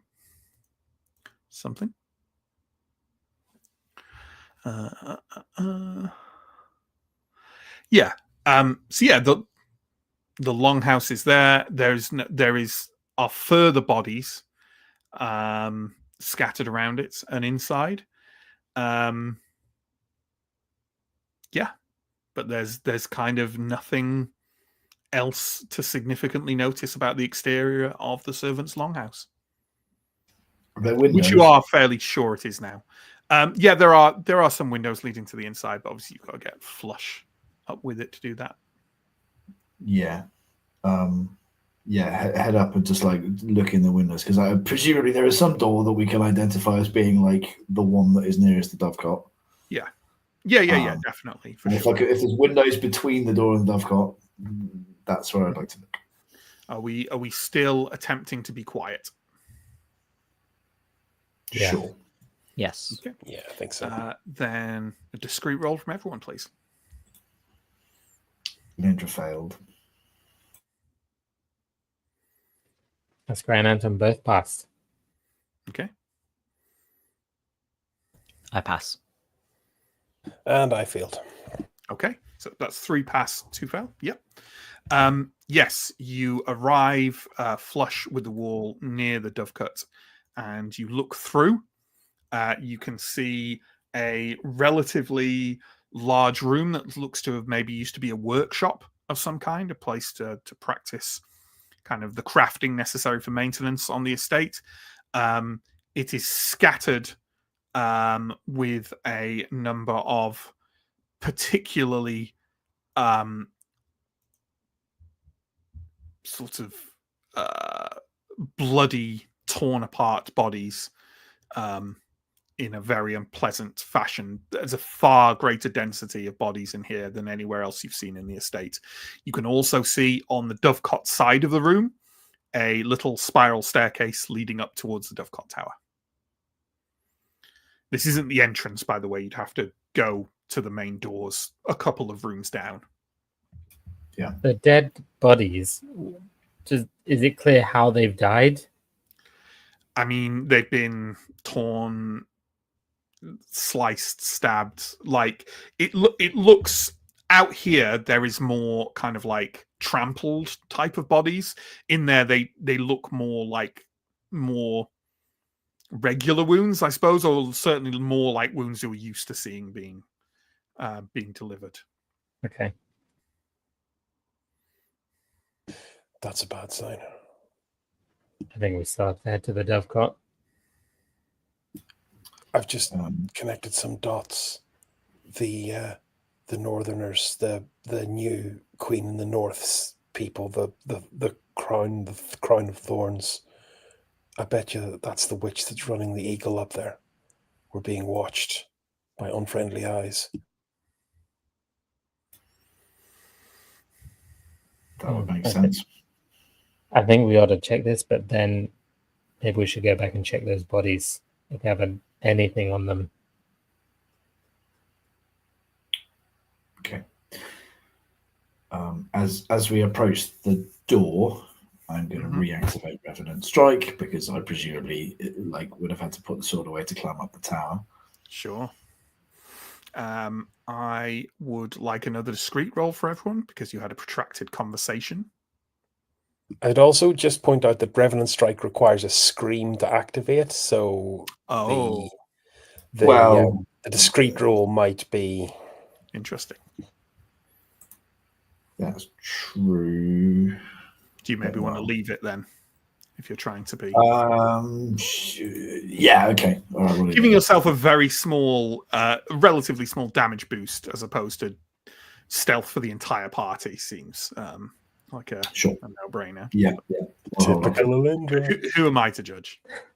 That's why I did roll a 20 on stealth, other than the judge. Also failed. Okay, so that's 2 out of 5 fails. So how does everyone else? I failed. I passed. Okay.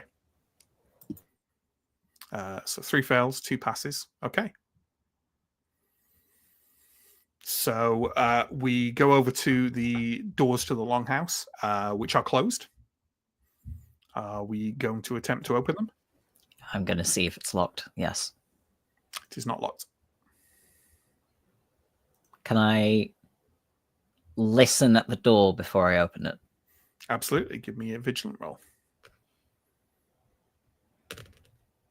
That is a fail. Okay.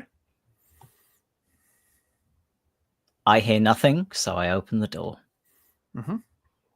You open the door on a sort of... It just opens immediately on a room. It's a sort of a smaller room, like a welcoming room, I suppose, or like a not really a common area. Over to one side is another doorway leading to what looks to maybe be a kitchen. And on the right-hand side is a doorway leading what appears to be like a larger room. You can't, unless you go and investigate it, you won't really see what's happening in there. Which room is most in the direction of the dovecot? The larger room. I will head towards the larger room then. Okay. I'm right behind Aaron. Again, I think I will try listening at the door. Okay. Give me a vigilant roll. With a 20. Good one. I'll head straight in. Okay. Well then, I'm assuming we're going in. We're moving around in roughly the same order as we were before. Sounds all right. Yeah. So that means that you enter the room, like the doorway only allows you to enter kind of one by one. It is a large room. It in fact reaches up. The servants' quarters is 2 stories tall, and it reaches to the very top of the building, right? So it's a large. This is a common room. It's an area where people would eat, where they would socialize, something like that. It is also it's very dark in here. The only real windows to speak of were actually on the roof, and they are shining down a kind of like path for you in the center of the room. But there is a large fire over on one wall, like the outer wall, that would have presumably been...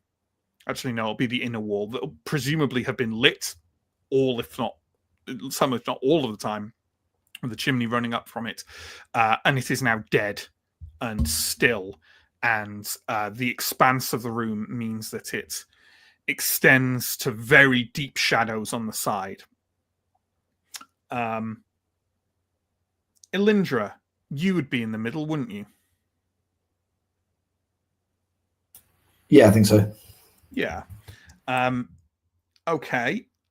So as you're all proceeding through this high vaulted, not really vaulted, but very tall, very shadowy room on either of the sides, Elindra, I would like you to make 2 defense rolls, please. Great. Oh, I should find out what at as well. At -5, please. Oof. Right, defense is 13, so I need a couple of 8s. That's how maths works, yeah. That's a 13, so it's a fail. And a 6, so pass. 1 fail, 1 pass. Okay. So could you give me an armor roll as well, please? Yes. That's a D10. 4. Okay. How much toughness have you got right now? 15. Okay. What's your pain threshold? 8. Yeah. Okay. That's fine. So here's what happens. Lurching with a blinding speed out of the darkness on one side of the room comes a creature that it takes a moment for you all to register, perhaps used to be an ogre. It now has boils and rents and horrible weeping sores all over its skin, and its arms have deformed themselves into scythe-like bones that reach out a good 1.5 meters in front of its body as it's it almost comes out kind of crab-like because its arms are so distended and folded in front of it. It rams one of these scythes through Elindra's body, lifts her up into the air, and tosses her backwards to crash against the far wall, pain threshold prone. Remind me again how much armor you rolled. 4. 4. Take 12 toughness. Oof. And that was the first of its attacks, and the second one you defended against, right? Yes. Yeah. So basically what happened was it impaled you, lifted you up, went to kind of like slice through you with its other bone sword arm, and you managed to kind of like literally like get your hands up and kind of hold it back, and the bone sword sort of skittered along the armor on your forearms, and then you were spinning through the air and crashing into a wall. We don't have time to start another fight now, so it's a little bit earlier than we usually finish, but I think that's a good point to leave it with Elindra, not impaled anymore, but briefly recently impaled, and crashing down onto the other side of the wall. And that's why ambushes are good, folks. I mean, we kind of discovered that earlier with Anton getting downed instantly in one of them, but there we go. Yeah. So thanks for watching. Thanks for playing. Last time I forgot to read out activity stuff on our thing because the Twitch background page changed. So thank you for the resubscribes. These may have been mentioned before by Johnny in other circumstances, but thank you to Steve. Thank you to Lyramian. Thank you to John and Heebie-Jeebie for your Prime subscribes. And thank you, Heebie-Jeebie, for the follow as well. Followed and then immediately subscribed to Prime. That's how to do it, folks. Look at that. Look to your elders. Heebie-Jeebie might not be an elder. Look to Heebie-Jeebie. Follow in their works. That's all I'm saying. All right. There we go. Fun. That was literally a surprise. See? The value of ambushes. The circle is complete. With an ambush, he might be able to take you in a fight. It's true. It's true. Not when he's got stuff in his ear like he does at the moment. Because all I need to do is squish it and he's helpless. And going... Yeah. There we go, folks. Are we excited about that? Are we excited about our first impaling of this? I'm not excited at all. Story arc? I'm excited for my next character. I love how Chris turns Elindra being impaled into somehow that means Chris is going to lose out, you know? So just remind me, the rule is like you can't make death rolls without the player present, right? Yeah, other than you haven't lost, you've still got some toughness left, right? Yeah. I'm Oh, busy are next you week. being mysterious still next week, Stephen? No, you know what? I'm going to show up and face the music because that's the kind of professional role player that I am. Yeah. I use the word professional extremely loosely. That's right. Well, look, I mean amateur. I thought the bull would be like the big thing this week. So that it didn't turn out to be nothing because it did down Anton. But like, I was a little underwhelmed by the rampage. Not by the rampage, but the results we ended up rolling of the rampage. And also by the fact that Askarai still managed to fucking basically down a 32 toughness in 2 hits. Some of you others did do damage as well. We Yeah, did I feel roll like exceptionally well against the bull, generally, Yeah, I think. you did. I think you did do well. I feel like as the campaign goes on, the combat gets like no less swingy, but Mhm. just the stakes get higher. Like there is every chance that like, you know, a few bad dice rolls and it is a TPK. Yeah. But you know, not today. Well, we'll see. I liked the bit where in like the first third of the first round of combat, I managed to hit something 4 times. That was fun. Yeah. I mean, that was like that abomination almost feels like we should have something to fight here. Like it wasn't even on paper. I was like, they're gonna carve through this guy. Don't take it away. Don't minimize my achievements, Matt. Sure. What I liked was the structure of that as an episode, where like Askarai got his kind of moment of glory down in the bowl, and then Aaron stepped in and like you know, single-handedly dealt with this abomination, and then it was like Alindra's time to shine. Look, being impaled is the kind of time to shine. I think surviving the impalement is something that basically only Elindra could accomplish. That is true. If anyone else was hit by that, they'd be dead. Put your hands up. Put your hands up if 12 toughness would make you have to make death rolls. Also, Anton. Yeah, but not surely Arendar as well. Currently, yeah, but only because I'm that's injured. what I said. Yeah, and also currently not Elindra. Like, Steo's keeping going. I mean, well, me now, but you know. Yeah. Okay. Let's have some comments from chat, please, John. I don't remember what exactly sparked this, and I'm also not the one that selected it, but it's when we were talking about the men who think they can take a gorilla. 1,000 Johns versus a gorilla. It's that like it's sort of that like I mean, it's generally a Reddit thing, but also like I feel it comes from that. Would you fight a duck that's like a duck the size of a horse, or a horse the size of a duck, or like a lot of horses. Horses' weight in ducks. Yeah. I think it's that sort of thing. There's a variant of it that's a baby as well. So. There's been the meme recently of like 100 people fighting a gorilla and like yeah. I mean, the answer. 1,000 Johns is a lot of Johns. Yeah, I believe in the Johns.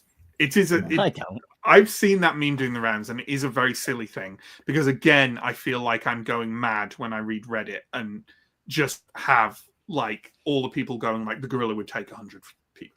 A gorilla would not kill 100 humans who are attacking it at the same time. The sheer fucking weight of them, or like it would get tired if nothing else. Like what a ludicrous opinion to have. It almost feels like that counter reaction. Oh, I could take a gorilla. No, you couldn't. Gorillas are really dangerous. They could kill all of humanity. One of them could do it. Like, it's just that swing. You know what I mean? It's that, like, my reaction to everything has to be the most extreme opposite reaction if something is proved wrong. It's just that. What if it was one, like, hyper-intelligent gorilla from, like, an advanced gorilla race and it had a space laser? You're talking about Gorilla Grodd, aren't you? Yeah, or the other one. The other hyper-intelligent DC gorilla. Whose name I can't remember. Ultra-humanoid? Yes. Called the Ultra-humanoid? Yes. Yeah. Well, obviously, anyone who's been in the Legion of Doom, poses a threat to 100 humans. That's obvious. It goes without saying. That's the entry requirement for being in the Legion of Doom. Yeah, absolutely. Let's move on. Anyway, this is a story in 2 parts. This was after Antom's first roll of the evening. Prios is watching over him. Yeah. And then 10 minutes later. Prios might not have been watching over him. Yeah. That sounds right. We have. I think that just holds as standard, honestly. I think that's just kind of standard for Anton, honestly. Anton. Prios was playing with his phone. We have this from Steve.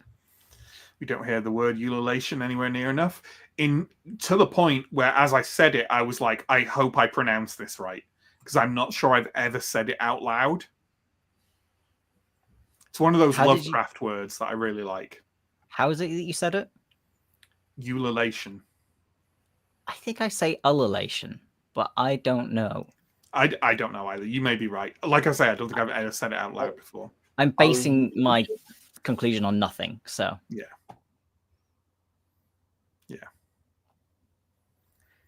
Look, like I say, it's a Lovecraft word. I'd like to use it where I can because it's fun. And we have a comment on your map. Looks like the whale from Slay the Spire. I get what you mean. I get what you mean. The woodland at the bottom, it does look a little bit like the whale from Slay the Spire. Yeah. Okay. Yeah, I get you. I get you, 42. We get you. And we have backup for Matt. Ululation, the GM is always right. I don't know if that's Cola saying I am right or just that because I said it like that, I was right. Because I'm the GM. But either way, I'm happy with either, honestly. As long as I end up right. As I'm sure many of my friends will tell you, as long as I end up right, I'm happy. So there we go. No clue, not my native language. Yeah, clearly barely mine. 42 says, I heard Cthulhu is supposed to be pronounced with long oo sounds. Yeah, like Cthulhu or something. Yeah. I just looked up the pronunciation, and apparently we're all right. It's just one of those that's However, yeah. Fantastic. Yeah. What if I choose to pronounce it Cthulhu? Then is that right? Then I'm wrong. Okay, fine. Grammar Nazi Stephen. What is it? I remember you were in the room, Matt. We were in the room when someone gave an absolutely deranged pronunciation of Cthulhu, and I can't remember what it was. Yeah, wasn't it Cthulhu? Like it was a weird. They ended it with Hulu. I remember that. Cthulhu. Yes, that sounds about right. Or cut. No, because that is how it's pronounced. Yeah, I don't know. Yeah, I remember that. I remember. I don't remember who it was, but I just remember hearing it and going. I remember who it was, but I don't want to embarrass them on the internet. So okay, was it someone on the crew? Yeah. Yeah, nice. So it was the other Sam, right? No, and also I'm not going to give any more information. Okay. Fair enough. Yeah, that's fair enough. Look, why would you know how to pronounce it before if you haven't hung out with people who talk about Lovecraft a lot? Yeah. All right, there we go. Thanks for watching, folks. We should be back next week for more Symbaroum. Is Call of Cthulhu, is Call of Ululation scheduled for Monday? I believe it is. Yeah. Cool. And yeah, keep an eye out on our Patreon. I should get around to the reworking of that this week, so I'll post about it on Discord and so forth when I do so. But yeah, until then, take care, stay safe, and we'll see you soon. Goodbye. I can't wave. There's a cat.